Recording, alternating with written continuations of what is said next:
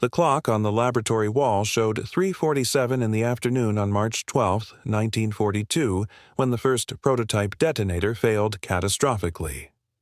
The young engineer at Welshpool in rural Wales watched the mechanism collapse into spring and steel fragments, each piece scattering across the workbench like fallen soldiers. Outside, the Welsh hills stretched gray and quiet, utterly indifferent to the fact that this moment, this failure, would eventually determine whether resistance movements across occupied Europe lived or died. He picked up the springs and began again, as he had begun 100 times before, because failure was not an option and the Nazis were winning the war. Nobody knew his name, nobody would ever know what happened in this remote facility, and that was precisely the point. This was Station 9, the most secret weapons laboratory in Britain, where ordinary engineers invented the extraordinary devices that would become the template for every gadget James Bond would later carry in fiction. Here, in a converted country house in the Welsh borderlands, British ingenuity would forge the tools of resistance itself. By the spring of 1942, the German occupation of Western Europe had calcified into permanence. From the Atlantic coast to the borders of the Soviet Union, the swastika flew over territories containing 250 million people. The British government had thrown the Wehrmacht out of neither France nor the Low Countries, and invasion of Fortress Europe seemed impossibly distant. Yet Hitler's armies bled resources in Russia, and Berlin knew that resistance movements, however fractured and under-equipped, posed a strategic menace. They cut railway lines, assassinated occupation officials, gathered intelligence, and tied down German security forces that might otherwise fight on distant fronts. But these resistance, these British-trained saboteurs and indigenous freedom fighters, fought with improvised weapons and desperation. They needed tools that could do what conventional weapons could not do: kill silently, explode reliably in the dark, work perfectly despite months of storage in cellars and farmhouses, and remain invisible until the moment of deployment. The British military establishment had created the Special Operations Executive specifically to wage this undeclared, ungentlemanly war. Yet SOE possessed no weapons laboratory, no dedicated technical division, and no systematic means of developing the specialized equipment that partisan warfare demanded. The military machine could produce rifles and grenades, machine guns and artillery, but it could not produce what the secret war required: ingenuity distilled into portable form, embedded in objects so small they could pass through customs, so reliable that a resistance fighter's life depended on them functioning correctly, and so carefully engineered that they would deceive the most thorough German inspection. The challenge seemed almost absurd in its difficulty. How do you miniaturize killing? How do you compress violence into something the size of a watch? How do you create weapons that operate with perfect reliability despite having been buried in the ground for weeks, or hidden in a hollow tooth, or smuggled across borders in the heel of a shoe? These questions became the daily work of men whose names remained classified until well after the war ended.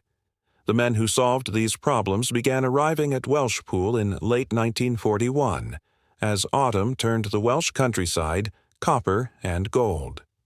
Station 9, officially registered as a minor government research facility, occupied a converted country house called the Frythe, situated in deliberately isolated terrain far from major cities, railway lines, or German bombing targets. The facility answered directly to Sir Charles Hambro, the head of SOE, though the technical director, a brilliant mechanical engineer named Harry Crease, reported simultaneously to the Ministry of Supply and maintained liaison with both the Admiralty and the War Office. The team never exceeded 65 people at full strength, a deliberate limitation that reflected both security concerns and the reality that you could not simply hire expertise for building assassination devices and expect absolute discretion. The laboratory occupied perhaps 2,000 square feet of space, divided into specialized sections. The mechanical workshop, where precision lathes and milling machines operated under strict temperature control, produced the components that would form the mechanisms of dozens of different devices. The chemical section, physically isolated from the rest of the facility by reinforced walls, handled explosives and detonating compounds. A dedicated electrical workshop managed the increasingly sophisticated timing mechanisms and fuse systems. And throughout the facility, there existed what contemporaries called the testing ground, where prototypes were constructed and destroyed in controlled explosions, where engineers crouched behind steel barriers to observe what happened when innovation met physics at point-blank range. The devices they produced were remarkable in their diversity. Consider the limpet mine, a magnetic bomb roughly the size and weight of a pound of butter, designed to be attached to ship hulls by resistance operatives during night operations. The device contained approximately half a kilogram of plastic explosive, a formulation British chemists had perfected, arranged around a detonator that could be set for times ranging from 2 to 7 days. The magnetic attachment system used neodymium materials arranged in a configuration that would grip steel with a force of nearly 180 kilograms, whilst remaining small enough to palm in a closed hand. The precision required in manufacturing the magnetic array exceeded anything the military had previously attempted in portable weaponry. Each component had to be finished to tolerances measured in fractions of a millimeter. The explosive itself had to achieve perfect consistency throughout, because a variance of merely 5% could change the detonation characteristics enough to render a device ineffective or dangerously unpredictable. Station 9's engineers produced limpet mines by hand, each one essentially a bespoke device that represented 2 to 3 hours of skilled labor. By 1943, the factory was producing perhaps 15 to 20 units per week, with production constrained not by capability, but by the availability of materials and the meticulous standards demanded. Yet limpet mines represented merely one category of device among dozens. There existed pencil detonators, thin as fountain pens, with a spring-loaded firing pin held back by a tiny copper wire that had to be removed immediately before deployment. The wire's presence created a pressure differential that kept the pin from striking the percussion cap. Removing it released this pressure, allowing a small delay mechanism involving acid eating through a celluloid wafer to proceed at a carefully calculated rate. In exactly 60 seconds, or 15 minutes, or 3 hours, depending on which celluloid variant had been inserted, the wafer would dissolve completely, the spring would release, and detonation would occur. The elegance of this device lay in its mechanical certainty. There was nothing that could fail except human error, because the process involved only chemistry and physics in their most basic forms.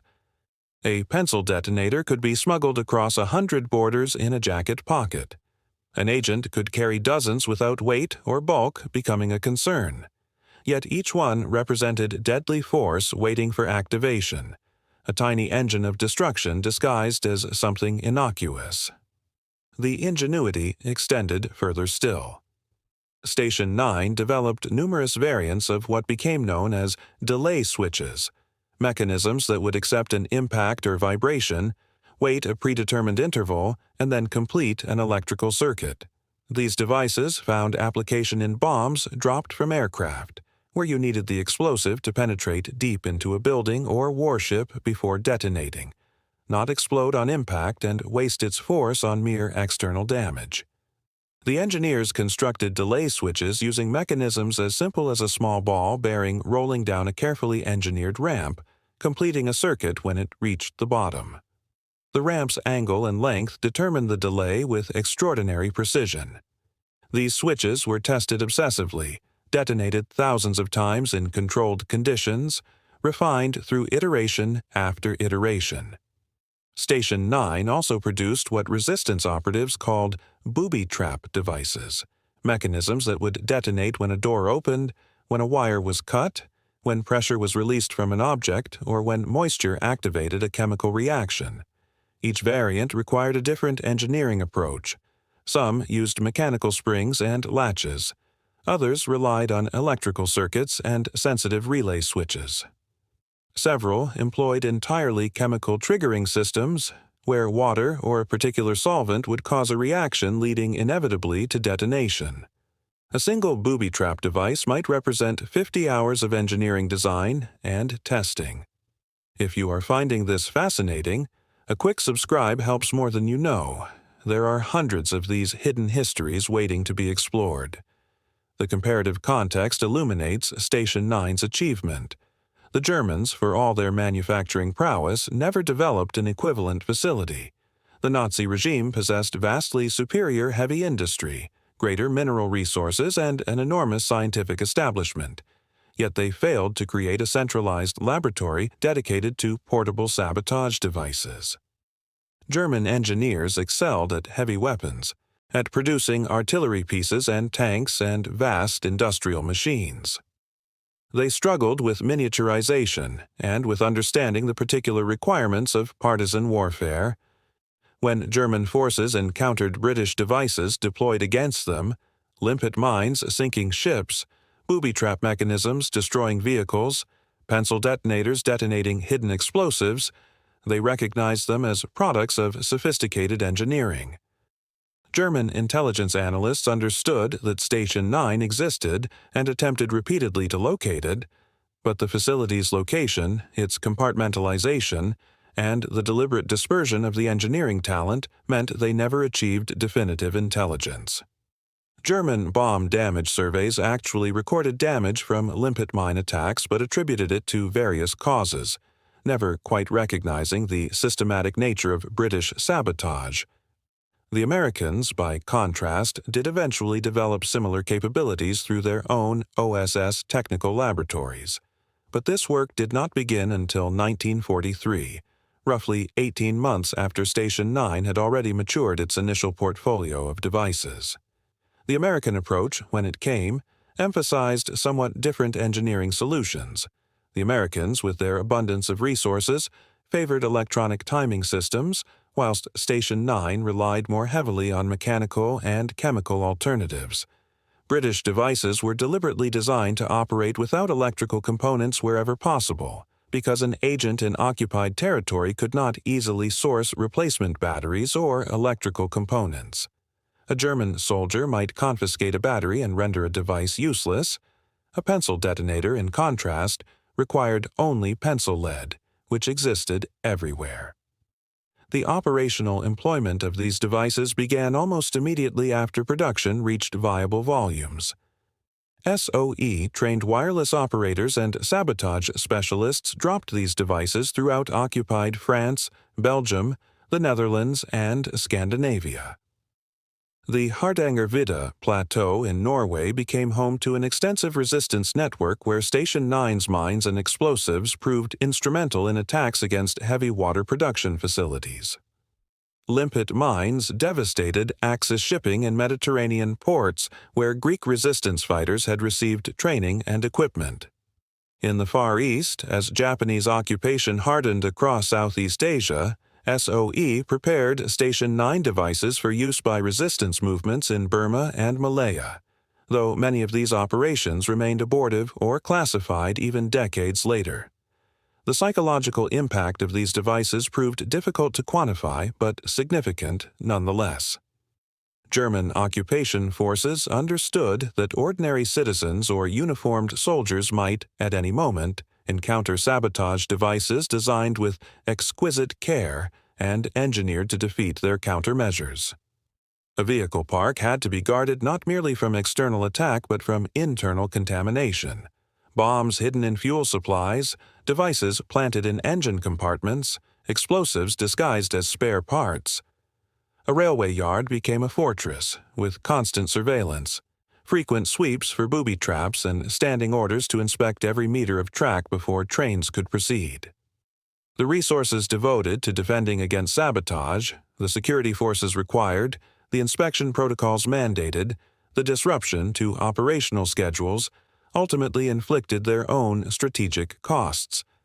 A pencil detonator might kill a single officer, but the precautions taken against pencil detonators might immobilize an entire garrison or slow down military operations across an occupied region. The actual impact of these devices on the course of the war remains historically disputed. Some estimates suggest that sabotage operations inflicted damage roughly equivalent to the output of a medium-sized military bombardment, at a fraction of the resource cost. Other historians argue that the German military could have absorbed far greater sabotage damage and still functioned effectively, particularly on the Eastern Front, where German losses in other categories dwarfed anything achieved through partisan resistance. What seems clear is that the devices themselves and the engineering ingenuity they represented possessed genuine strategic value quite apart from the specific damage they inflicted. They demonstrated that occupied territories remained hostile, that the German occupation was contested, that the Allies possessed technological sophistication equal to or exceeding German capabilities. Survivors of Station 9's operations, the few names that emerged from classification decades later, spoke consistently of the device reliability. A pencil detonator that had been buried for 6 months beneath a Norwegian glacier performed perfectly. A limpet mine that had been stored in unsuitable conditions for 18 months detonated with full effect against an Axis vessel. The engineering standards that Harry Creese and his team had insisted upon proved their worth in conditions of extreme adversity. These devices did not merely function, they functioned when left to their own devices, when deprived of maintenance, when subjected to conditions of moisture and temperature fluctuation that would have defeated lesser engineering. The final irony, unrecognized at the time, was that the technical innovations developed at Station 9 would influence weapons design for generations. The miniaturization techniques pioneered under pressure of wartime necessity became the foundation for post-war military engineering. Electronic fuse systems evolved from devices initially attempted at Station 9. The precision manufacturing standards demanded by sabotage devices translated directly into the manufacturing tolerances expected of Cold War weaponry. Surviving examples of Station 9 devices, including several limpet mines and detonator systems, now reside in the Imperial War Museum and in classified archives where they remain studied by military historians and engineering specialists. The facility itself, the Frythe, continues to exist as a private residence, its history unknown to those who walk its corridors today. Few people understand that within those walls, during those desperate years, a handful of engineers asked impossible questions and answered them with mechanical precision that changed the course of a world war. We return then to that March afternoon in 1942, to the engineer at his workbench in rural Wales, to the moment when the prototype detonator failed. He gathered the fragments, cleaned the workbench, and began again. Around him, other engineers worked on other devices, solving other problems, answering other impossible questions.